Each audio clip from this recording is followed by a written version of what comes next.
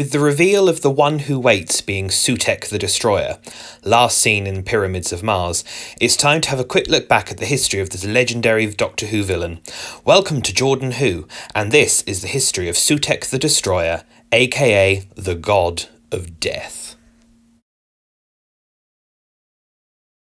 Sutekh first appeared nearly 50 years ago in 1975's Pyramids of Mars, when the Fourth Doctor and Sarah Jane Smith find out an archaeological dig in Egypt has gone seriously wrong. Archaeologist Professor Marcus Scarman has accidentally unearthed Sutekh's tomb at the bottom of an ancient pyramid, and this has finally given Sutekh the moment he needs to escape his ancient prison.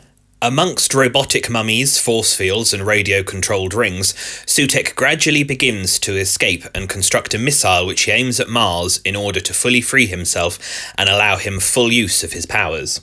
When he manages to destroy the legendary Eye of Horus, Sutekh is finally freed and given back the full extent of his terrifying powers. Now freed from his prison, Sutekh decides to use a time tunnel to travel back to Earth. Luckily, the Fourth Doctor is able to use that time tunnel against Sutekh and extends it so that Sutekh spends his entire several thousand years of life travelling down it, turning him to dust at the end. So it's no wonder Sutekh is a little bit miffed now that he's come back.